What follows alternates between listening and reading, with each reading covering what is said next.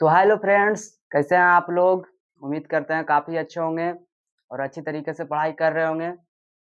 तो कल हम लोग पढ़ रहे थे श्वसन के बारे में और कल कुछ लाइट प्रॉब्लम के कारण क्लास को बीच में ही रोकना पड़ा। तो आज हम आप लोग के बीच पूरी ऊर्जा के साथ आए हैं पढ़ाने के लिए और आप लोग भी पूरी ऊर्जा के साथ कॉपी कलम लेकर बैठ जाइए और तैयार हो जाइए पढ़ने के लिए। तो आज हम लोग श्वसन के बारे में ही पढ़ने वाले हैं। तो जब तक के लिए जो भी इस चैनल पे नए-नए स्टूडेंट जुड़े हैं, चैनल को सब्सक्राइब कर लीजिएगा और एक लाइक ज़रूर कीजिएगा और स्टार्ट करते हैं अब चलिए।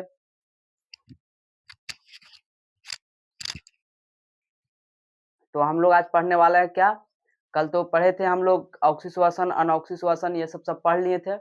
आज हम लोग पढ़ेंगे ग्लूकोज टूटता है किस प्रकार से, मतलब ग्लूकोज जब टूटता है तो ऑक्सीजन की अनुपस्थिति में भी टूटता है ग्लूकोज, ऑक्सीजन के उपस्थिति में भी टूटता है ग्लूकोज और ऑक्सीजन के अभाव में भी ग्लूकोज टूटता है। ये सब के बारे में पढ़ेंगे। तो पिछला वीडियो जो भी नहीं देखे हैं, पिछला मतलब जो वीडियो था उसको आप लोग नहीं देखे हैं अगर, तो आप लोग को समझ में नहीं आएगा, ये हम पहले ही बोल देते हैं। तो आप लोग को ये अगर समझना है तो पहले आप लोग को पिछला वाला वीडियो जा करके देखना पड़ेगा। तो चलिए स्टार्ट करते हैं। ग्लूकोज को किस प्रकार टूटता है, कैसे टूटता है, ये आप लोग के हम एक चित्र जैसा बना के आप लोग को बताते हैं।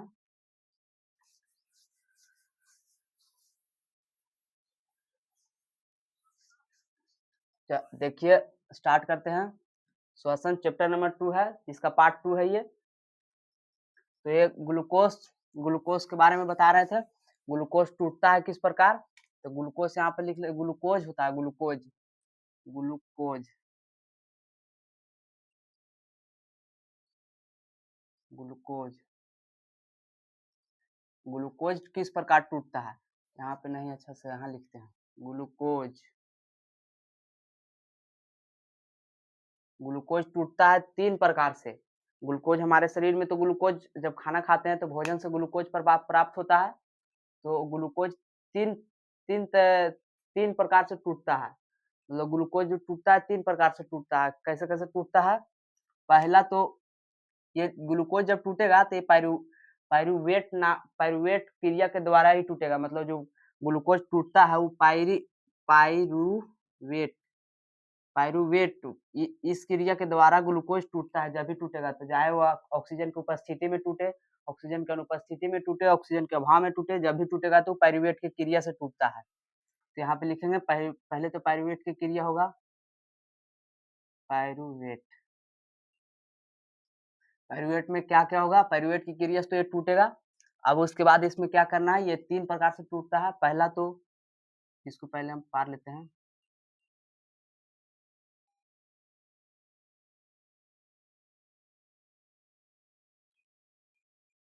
3 प्रकार से टूटता है। पहला हो जाएगा क्या,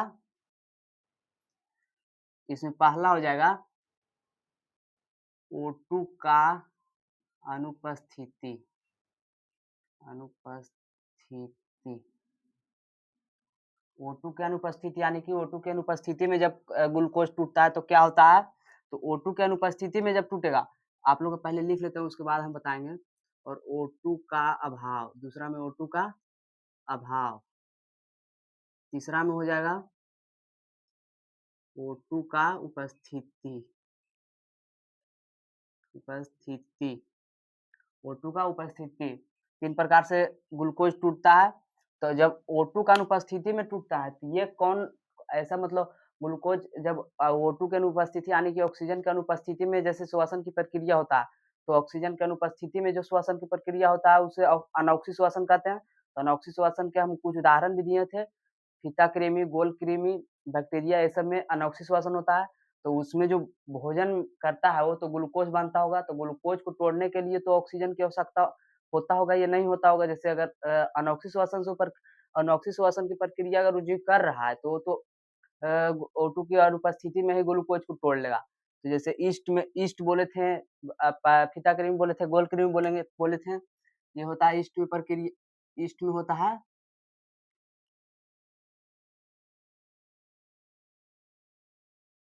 ईस्ट ईस्ट में कौन सा प्रक्रिया होता है, O2 की, O2 के अनुपस्थिति में ही ग्लूकोज टूट जाता है।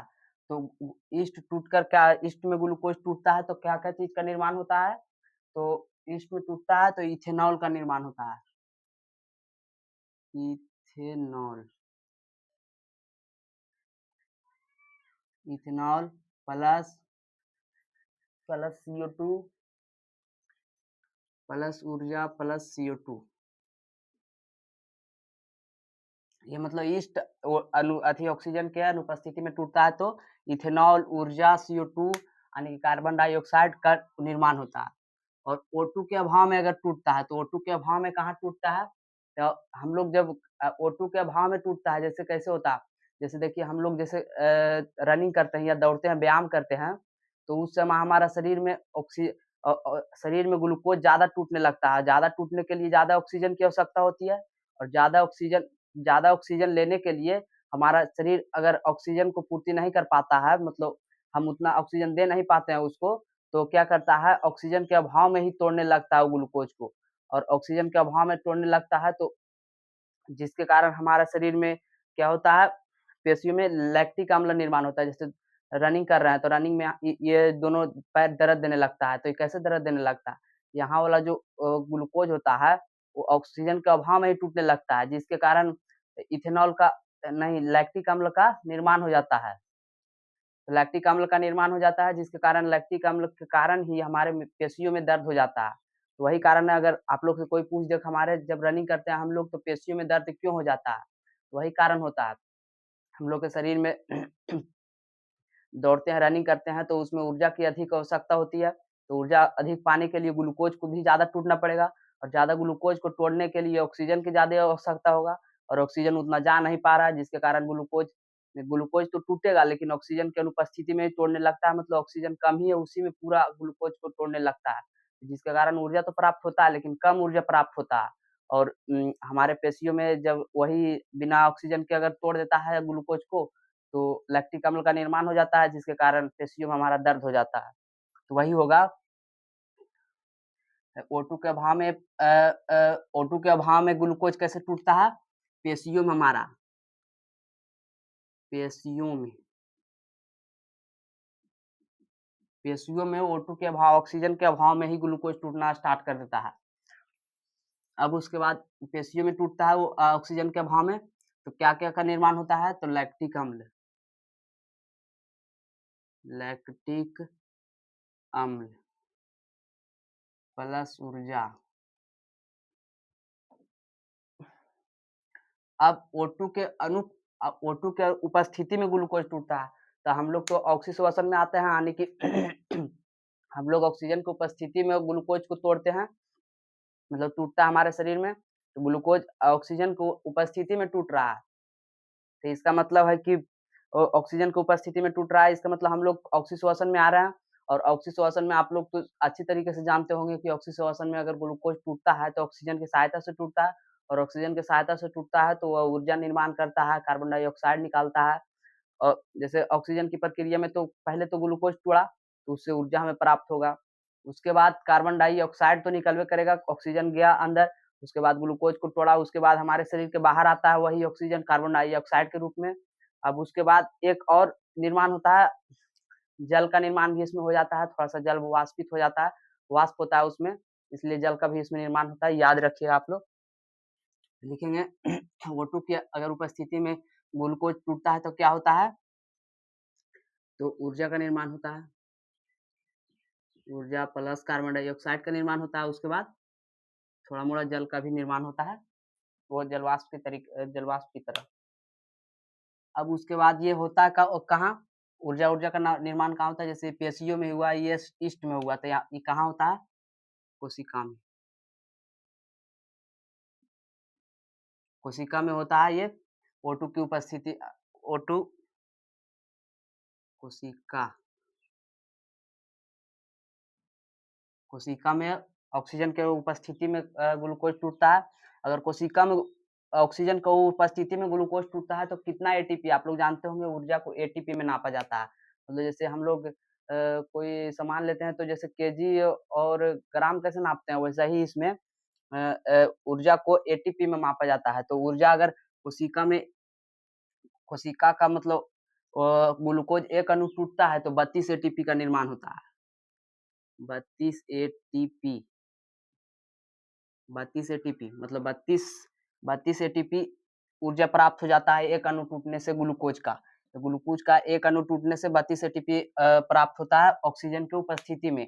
और ऑक्सीजन की अनुपस्थिति में एक अणु टूटने पर कितना प्राप्त होता है? मतलब ऑक्सीजन की अनुपस्थिति में अगर ग्लूकोज टूटता है एक अणु तो उसमें प्राप्त होता है 2 एटीपी। 2 एटीपी समझ रहे हैं? कोशिका मतलब ऑक्सीजन की अगर उपस्थिति में हो रहा है तो 32 एटीपी और वही ऑक्सीजन की अनुपस्थिति में टूट रहा है तो 2 एटीपी, सिर्फ 2 एटीपी का निर्माण होता है मतलब ऊर्जा का। यहाँ तक आप लोग समझ गए होंगे। ये वाला आप लोग समझ गए होंगे तो काफी आसान हो गया समझिए आप लोग के श्वसन के बारे में आप लोग आधा जान गए। एटीपी आप लोग के एटीपी का हम आप लोग को फुल फॉर्म बता देते हैं।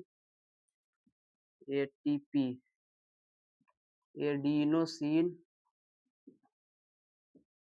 Try phosphate. एडिनोसिन ट्राइफॉस्फेट होता है इसका फुल नेम एटीपी का। अब आप लोग जानते होंगे हमारे शरीर में जो ऊर्जा होता है वहाँ कहाँ संचित रहता है? माइटोकॉन्ड्रिया में। माइटोकॉन्ड्रिया ऊर्जा गृह कहा जाता है। हमारे शरीर में जो कोशिका होता है उसमें जो ऊर्जा ग्रहण ऊर्जा जो बनता है ग्लूकोज को टूटने के बाद तो हमारा कहाँ जाता है? जो ऊर्जा बनता है वो एक ही बार ऐसा नहीं होता है कि तुरंत वो हमारा ऊर्जा बना तुरंत यूज कर लिए। वो ऊर्जा बनता है तो उसको संचित किया जाता है और संचित रहता है वो हमारे कोशिकाओं में एक अंग होता है कोशिका का जिसमें होता है माइटोकॉन्ड्रिया। माइटोकॉन्ड्रिया में वो जाकर संचित रहता है। लिखेंगे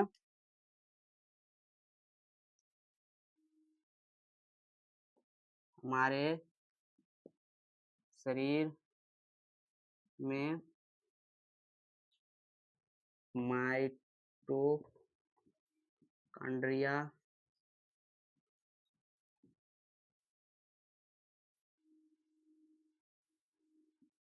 में ऊर्जा संचित रहता है। जो हमारे शरीर में माइटोकॉन्ड्रिया होता है उसी में ऊर्जा संचित रहता है। जो ऊर्जा का निर्माण होता है वो माइटोकॉन्ड्रिया में ही जमा होता है। उसके बाद लिखेंगे माइटोकॉन्ड्रिया को ऊर्जा गृह भी कहा जाता है। जैसे ऊर्जा का वह मतलब ऊर्जा उसमें रहता है तो जिसके कारण उसे ऊर्जा गृह भी कहा जाता है। लिखेंगे माइटोकॉन्ड्रिया को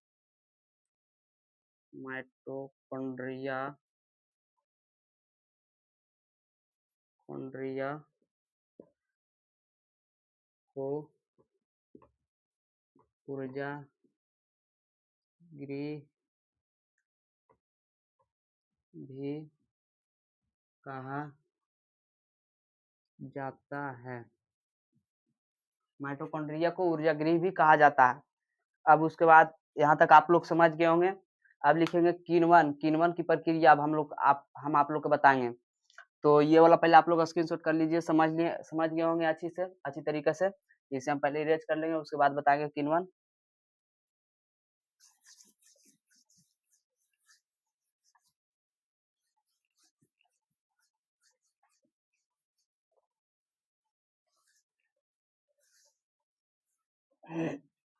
अब हम लोग पढ़ने वाले हैं किण्वन किसे कहते हैं।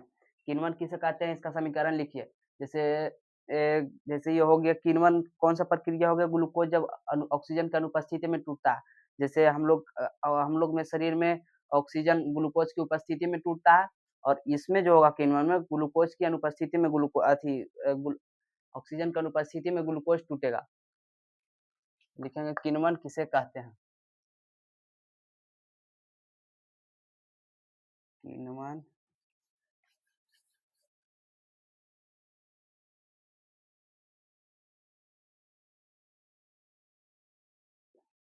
किसे कहते हैं इसका समीकरण लिखिए।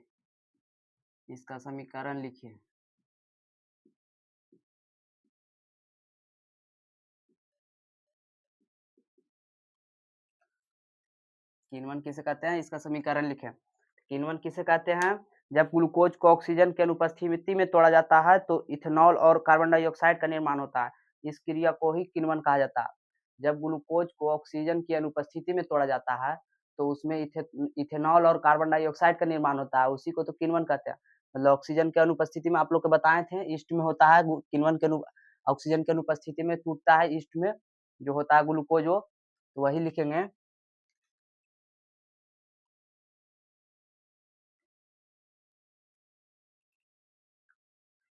जब ग्लूकोज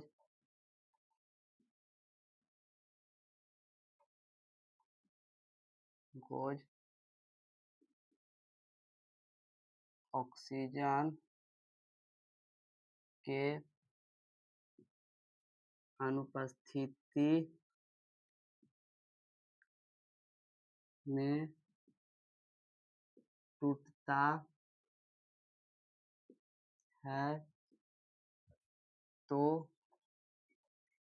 तो इथेनॉल एंड कार्बन डाइऑक्साइड का निर्माण होता है। इस क्रिया को ही किण्वन कहा जाता है। किण्वन किसे कहा जाता है? जब ग्लूकोज ऑक्सीजन की अनुपस्थिति में टूटता है तो इथेनॉल तथा कार्बन डाइऑक्साइड का निर्माण होता है, तो इस क्रिया को ही कहते हैं क्या? किण्वन कहते हैं। किण्वन किण्वन का एक परिभाषा देने समीकरण लिखने के लिए बोल रहा है। पहले इसमें एक पॉइंट है, ये लिख लीजिए। किण्वन की प्रक्रिया में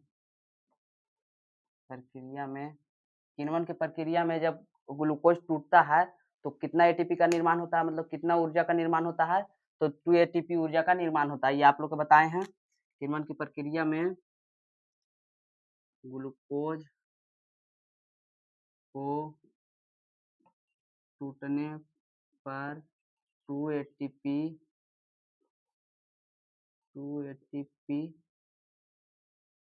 का निर्माण होता है।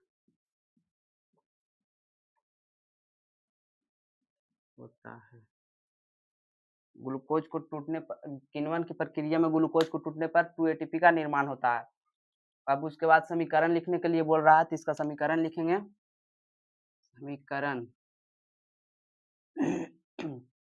समीकरण क्या हो जाएगा? समीकरण में क्या लिखेंगे? इसमें टूट रहा है क्या? ग्लूकोज। तो ग्लूकोज का सूत्र क्या होता है? C6H12O6, ये आप लोग याद रखिएगा। C6H12O6 ये टूट रहा है ऑक्सीजन की अनुपस्थिति में। तो टूटेगा तो कहाँ किस में टूटेगा? ये ईस्ट में टूटता है, ईस्ट में टूटेगा। तो ईस्ट में टूटेगा तो क्या चीज का निर्माण करेगा? तो इथेनॉल का निर्माण करेगा। इथेनॉल का सूत्र क्या होता है? तो C2H5OH होता है। C2H5OH का OH होता है ये इथेनॉल का सूत्र। उसके बाद क्या चीज का निर्माण करेगा? तो ऊर्जा का निर्माण करेगा। ऊर्जा इसमें नहीं लिखिए, समीकरण लिखना है, सिर्फ CO2 लिख दीजिए। अब उसके बाद इसको संतुलित करना है, यहाँ 2 लगा दीजिए, यहाँ 2 लगा दीजिए। अब हो गया है संतुलित, संतुलित हो गया। ये समीकरण क्या हो गया? C6H12O6 ईस्ट में होता है, जो इथेनॉल का सूत्र होता है C2H5OH, और कार्बन डाइऑक्साइड, दो चीज इसमें निकलता है। मतलब ईस्ट जब ईस्ट में ग्लूकोज टूटता है तो ये दोनों प्राप्त होता है, जो जिसको हम समीकरण कर दिए। यहाँ तक आप लोग को समझ में आ गया होगा। किण्वन की प्रक्रिया को पूरा आप लोग को समझा दिए हैं। ये सभी को आप लोग नोट्स बनाते जाइएगा, नोट्स बनाइएगा तो उससे क्या होगा कि आप लोग अगर परीक्षा देने जाएंगे तो उस समय आप लोग तैयारी कर रहे होंगे तो उसमें नोट्स आप लोग को बहुत सहायता करेगा। नोट्स से आप अपना जैसे जा रहे हैं तो उसमें रिवीजन करने का मौका मिलेगा। और आप जा रहे हैं परीक्षा देने के लिए और नोट्स है ही नहीं, कुछ है ही नहीं, आप जा रहे हैं, आप मतलब परीक्षा करने की तैयारी आया तो आप लोग को कुछ है ही नहीं याद करने के लिए, सिर्फ पढ़ते गए और कुछ है ही नहीं था। वो अगर आप भूल भी जाते हैं तो आप चाहकर भी याद नहीं कर पाएंगे, क्योंकि आपके पास याद करने के लिए कुछ होगा ही नहीं। तो आप लोग नोट्स बनाते जाइएगा। अब आप लोग ग्लाइकोसिस पढ़िए। ग्लाइकोलिसिस किसे कहते हैं? ग्लाइकोलिसिस पढ़ाने के लिए पहले हमें इसको इरेज करना पड़ेगा, तो आप लोग पहले इसे लिख लीजिए या स्क्रीनशॉट कर लीजिए।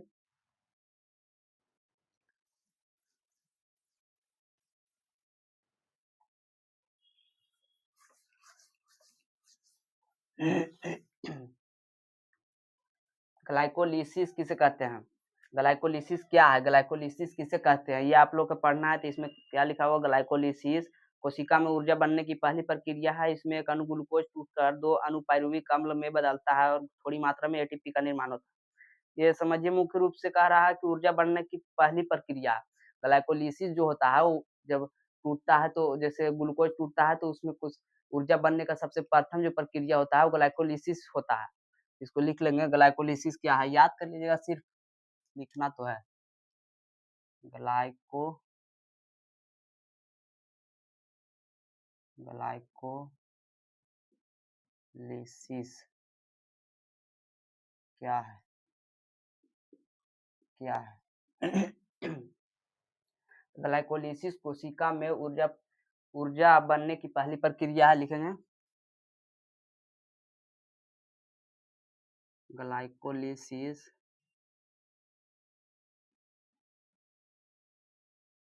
कोशिका में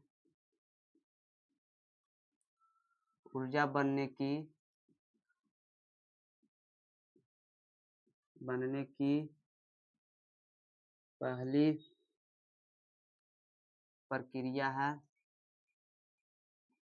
प्रक्रिया है। ग्लाइकोलिसिस कोशिका में ऊर्जा बनने की पहली प्रक्रिया है। इसमें एक अणु टूटकर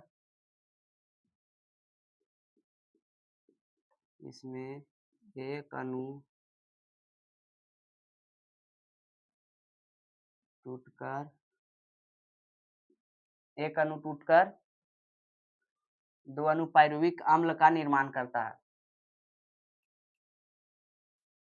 एक अणु टूटकर 2 अणु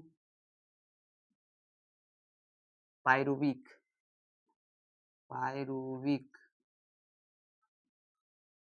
अम्ल का निर्माण करता है। अम्ल में बदलता है, निर्माण नहीं करता, अम्ल में बदलता है।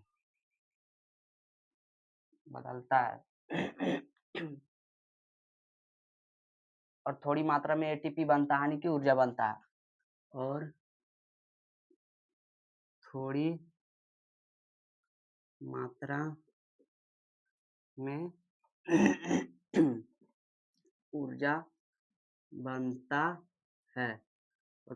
में ऊर्जा बनता है ग्लाइकोलिसिस की प्रक्रिया में। ग्लाइकोलिसिस की प्रक्रिया, इसको सिर्फ याद कर लिएगा, कोई समझाने वाला चीज है नहीं। ये सब कुछ ऐसा भी प्रश्न होता है जिसे सिर्फ याद ही करना होता है, तो इसे आप याद कर लीजिएगा। ये जो प्रक्रिया होता है ग्लाइकोलिसिस, ये ऑक्सीजन की उपस्थिति तथा अनुपस्थिति दोनों में हो सकता है। जैसे ये जो हुआ था अभी कोशिका में, हम लोग के कोशिका में जब ग्लूकोज टूटता है तो ऑक्सीजन की उपस्थिति में टूटता है। अगर ईस्ट में टूटता है तो ऑक्सीजन की अनुपस्थिति में टूटता है। और ये जो है, जो कोशिका के ये जो टूटता है, ये ऑक्सीजन के उपस्थिति तथा अनुपस्थिति दोनों में टूट सकता है। लिखेंगे,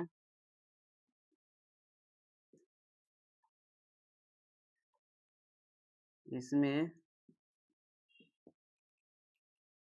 यह प्रक्रिया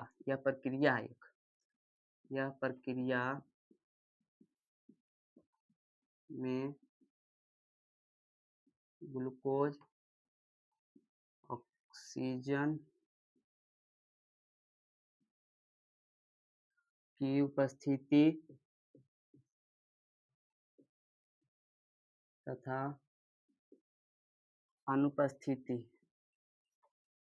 उपस्थिति तथा अनुपस्थिति दोनों में टूट सकता है।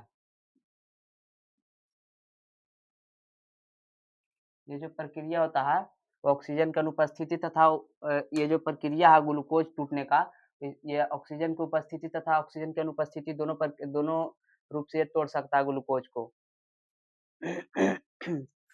एक पॉइंट है इसमें, मतलब जब हम लोग रनिंग करते हैं, लगातार दौड़ते हैं, तो हमारे पेशियों में दर्द क्यों हो जाता है, तो वही आप लोग का भी बताए हैं। कि हम लोग रनिंग करते हैं तो उसमें ऊर्जा की अधिक मात्रा की आवश्यकता होती है और ऊर्जा की अधिक मात्रा को आवश्यकता होती है जिसके कारण हमें ग्लूकोज को भी अधिक टूटना पड़ेगा जिसके कारण हमें ऊर्जा मिलेगा अधिक। तो ग्लूकोज अधिक टूटने के लिए ऑक्सीजन के भी ज़्यादा आवश्यकता होगा और ज़्यादा आवश्यकता होगा तो उतना हम लोग दे नहीं पाते, मतलब हमारा नाक से जा नहीं पाता है, फेफड़ा से होगा उतना हमारा जो होता है ऑक्सीजन तो नहीं जा पाता है जिसके कारण हमारा जो कोशिका होता है वो कोशिका में ग्लूकोज होता है वो ऑक्सीजन के अभाव में ही टूटना प्रारंभ कर देता है। तो ऑक्सीजन के अनुपस्थिति में या अभाव में भी टूटने लगता है जिसके कारण लैक्टिक अम्ल का निर्माण हो जाता है हमारे कोशिका में और लैक्टिक अम्ल का निर्माण हो जाता है जिसके कारण हमारे शरीर हमारे कोशिकाओं या हमारे मांसपेशियों में दर्द देने लगता है, मतलब दर्द पैदा हो जाता है। तो यही होता है या थकान पैदा हो जाता है, यही प्रक्रिया होता है, मतलब रनिंग करने पर हमारा शरीर को क्यों पेशियों में दर्द हो जाता है। ये आप लोग की क्वेश्चन आए अगर तो आप लोग सिर्फ ऐसे ही, ये तो याद करने की कोई चीज़ ही नहीं है, सिर्फ समझ जाइएगा, आप लोग लिख लीजिएगा, अगर लिखना होगा तो आप लोग ये वाला लिख लीजिएगा अभी।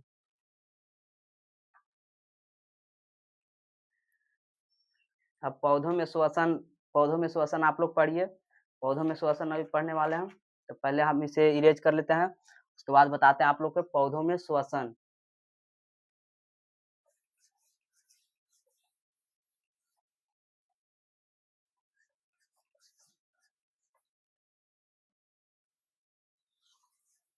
पौधों में श्वसन,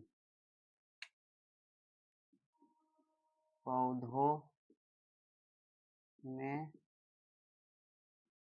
श्वसन, पौधों में श्वसन किस प्रकार होता है वो अभी हम लोग पढ़ेंगे। तो वो सब तो सिर्फ श्वसन के बारे में पढ़ रहे थे, अब आया मेन टॉपिक पौधों में श्वसन, मानव में श्वसन, ये सब श्वसन के बारे में अब हम लोग पढ़ेंगे। तो अभी हम स्टार्ट करने वाले हैं पौधों में श्वसन।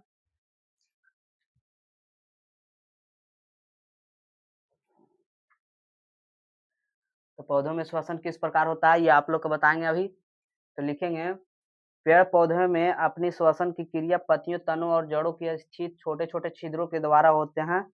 मतलब पेड़ पौधे श्वसन की प्रक्रिया कैसे करते हैं, पेड़ पौधे में स्थित जो जड़ होता है, जड़ से भी वो श्वसन की प्रक्रिया कर सकता है, जड़ में भी छोटा छोटा उसके पास छिद्र होता है, तना में भी उसका छोटा छोटा छिद्र होता है, पत्ती में भी छोटा छोटा छिद्र होता है जिसको हम लोग स्टोमाटा कहते हैं, पत्ती को रंध्र स्टोमाटा कहते हैं, पत्ती में जो छोटे छोटे छिद्र होता है उसको हम रंध्र भी बोल सकते हैं। तो पौधों में श्वसन में तो जो पौधे अपनी श्वसन श्वसन की क्रिया पत्तियों, तनों और जड़ों की छोटे छोटे छिद्रों द्वारा करते हैं। ये लिखेंगे पौधों में श्वसन किसे कहते हैं, इसका परिभाषा हो जाएगा, परिभाषा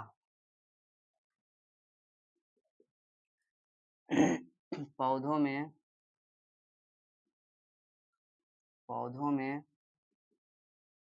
श्वसन की क्रिया,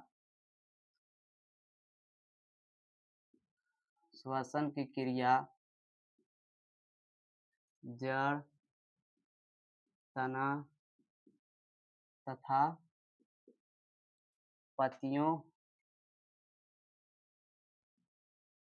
में स्थित छोटे छोटे छोटे छोटे छिद्रों के माध्यम से होता है।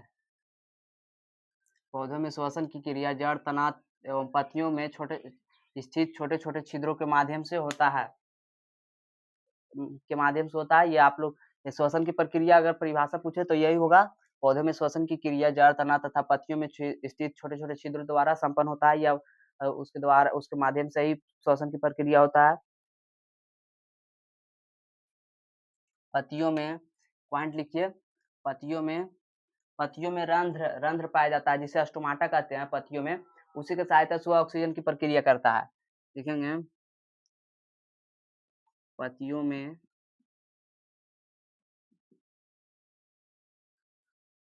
स्थित रंध्र के माध्यम से यह श्वसन करता है। पतियों में स्थित रंध्र के माध्यम से यह श्वसन करता है और तनों में वातरंध्र पाए जाते हैं जिसकी सहायता से यह श्वसन की प्रक्रिया करता है। पौधे में जो श्वसन की प्रक्रिया होता है तीनों अंग से होता है, जड़, तना एवं पत्ती से। अगर पत्ती से हो रहा है तो इसका मतलब है श्वसन की प्रक्रिया स्टोमाटा यानी कि रंध्र के छोटे छोटे छिद्रों के माध्यम से कर रहा है।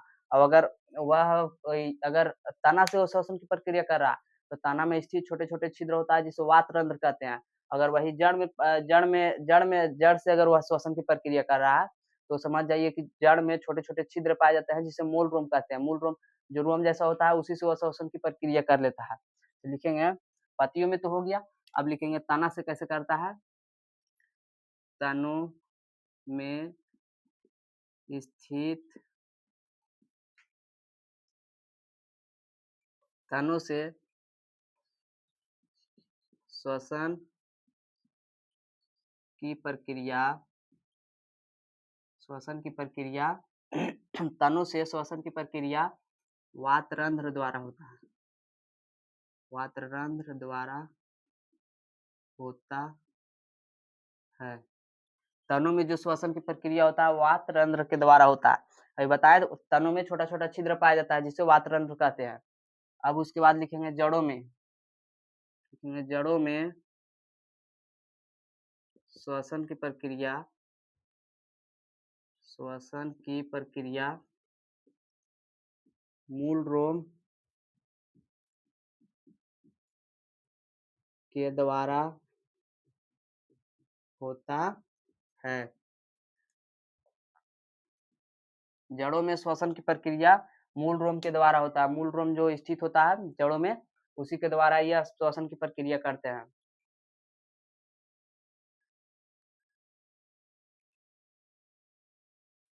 और आप लोग के एक लगता होगा कि पेड़ पौधा जो होता है वो श्वसन की प्रक्रिया में कौन सा गैस लेता है। कौन सा गैस आप लोग को लगता होगा कि वो कार्बन डाइऑक्साइड लेता है। ये पिछले वीडियो में भी हम आप लोग को बताए हैं कि वह श्वसन की प्रक्रिया में ऑक्सीजन गैस लेता है। वो कार्बन डाइऑक्साइड जो लेता है वो प्रकाश संश्लेषण की प्रक्रिया जब कर रहा होता है तो उसमें वो कार्बन डाइऑक्साइड लेता है। जो श्वसन की प्रक्रिया होता है उसमें वो भी श्वसन की प्रक्रिया में ऑक्सीजन ही लेता है, कार्बन डाइऑक्साइड ही छोड़ता है। लेकिन वह जब प्रकाश संश्लेषण की प्रक्रिया कर रहा होता है तो जिसमें वह कार्बन डाइऑक्साइड लेता है और उसके बाद ऑक्सीजन छोड़ता है। तो इसको लिख लीजिएगा, तो लिख लीजिए पेड़ पौधे श्वसन की प्रक्रिया में ऑक्सीजन ग्रहण करता है तथा CO2 कार्बन डाइऑक्साइड छोड़ता है। आप लोग सपोर्ट नहीं कर रहे हैं हमको। आप लोग अगर सपोर्ट कीजिएगा, सब्सक्राइब कीजिएगा चैनल को, वीडियो को लाइक कीजिएगा, तो ये सब आप लोग कीजिएगा तो उसके बाद हमें भी उत्साहित होंगे, हम भी उत्साहित होंगे। आप लोग के बीच ज़्यादा मतलब मेहनत करेंगे। आप लोग के बीच ज़्यादा मेहनत करेंगे, ज़्यादा नोट्स जैसा अच्छा बना कर लाएंगे। आप लोग को नोट्स भी देंगे हम, आप लोग चिंता मत कीजिएगा। नोट्स भी मिलेगा 2-3 दिन के अंदर ही। नोट्स तैयार कर रहे हैं अभी, नोट्स भी मिलेगा। तो आप लोग सपोर्ट करते नहीं हैं। आप लोग चैनल को अभी देख रहे हैं, चैनल को आप लोग कितना लोग सब्सक्राइब नहीं किए होंगे। चैनल को पहले आप लोग सब्सक्राइब कर लीजिए। अब उसके बाद यह जो होता है पौधों में श्वसन एक कैसे काम करता है, मतलब पौधों में श्वसन कैसे काम करता है। जैसे रंध्र होता है, रंध्र के माध्यम से वो श्वसन की प्रक्रिया करता है। तो कैसे होता है, रंध्र से कैसे हो जाता है श्वसन की प्रक्रिया, ये सब आप लोग को हम बताएंगे अभी तुरंत। इसको जब तक के लिए इरेज कर लेते हैं। आप लोग ये वाला समझ ही गए होंगे।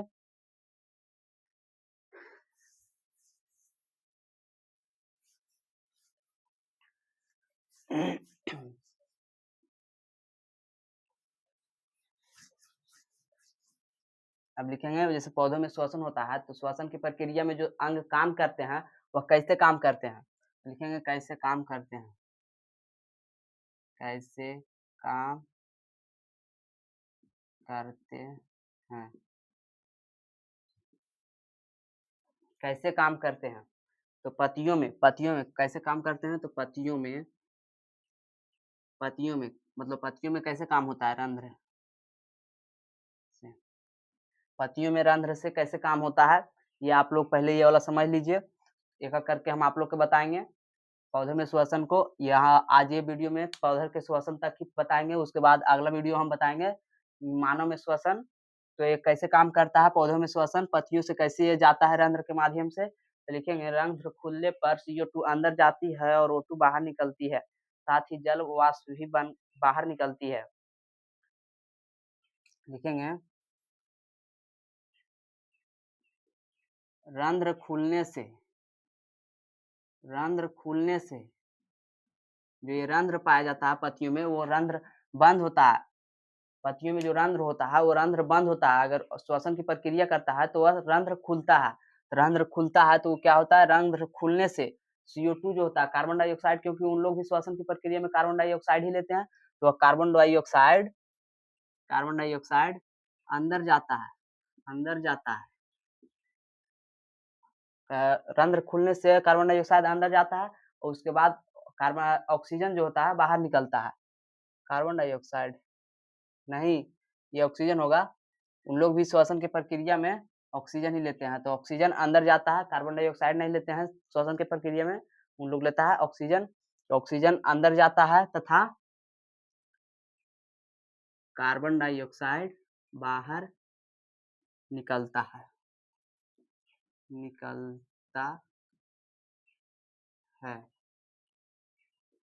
रंध्र ये पत्तियों में हो गया। अब उसके बाद लिखेंगे तना में वातरंध्र से। तना में वातरंध्र से जाता है।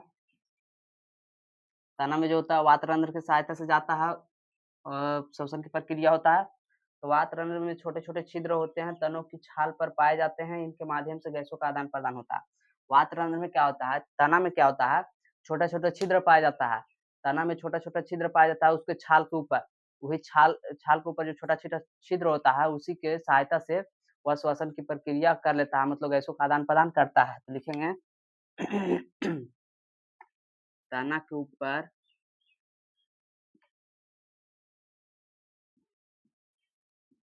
छाल में छोटे छोटे छिद्र होते हैं, जिसके माध्यम से वह गैसों का आदान प्रदान करते हैं। तनों के ऊपर छाल होते हैं, उसमें छोटे छोटे छिद्र होते हैं, जिसके माध्यम से ही वह गैसों का आदान प्रदान कर लेते हैं। ये तना में हो गया। आप पढ़ेंगे जड़ों में मूल रोम के द्वारा। जड़ों में क्योंकि मूल रोम से ही जाता है ऑक्सीजन, मतलब गैस जाता है हमारे पेड़ पौधे में मूल रोम से ही श्वसन की प्रक्रिया होता है। एक मूल रोम से होता है, जैसे जड़ों में मूल रोम से होता है, तना में वातरंध्र से होता है, और पत्तियों में होता है, जो होता है कहाँ से, रंध्र से। तब जड़ों में कैसे होता है, तो जड़ों के मूल रोम मिट्टी के वायु के साथ संपर्क में रहती है और इनके द्वारा गैसों का आदान प्रदान होता है। मतलब जो मूल रोम होता है, जड़ जो होता है, जड़ का मूल रोम मिट्टी के संपर्क में होता है, जिसमें मिट्टी में जो वायु पाया जाता है, वायु मिट्टी में भी तो होता है, ये आप लोग जानते होंगे, मिट्टी में भी वायु पाया जाता है, यानी कि ऑक्सीजन पाया जाता है। तो उसी से वह वहाँ जो मिट्टी में होता है जड़, वहाँ से वह गैसों का आदान प्रदान कर लेता है। तो लिखेंगे जड़ों में जड़ मिट्टी से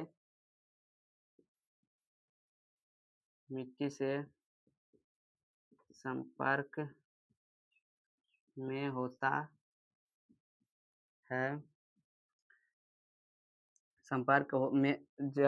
जड़ मिट्टी से संपर्क में होता है, जिसमें स्थित गैसों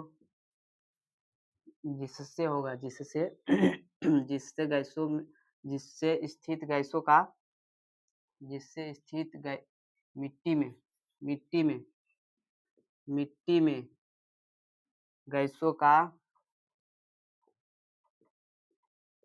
आदान प्रदान कर लेते हैं, आदान प्रदान करते हैं।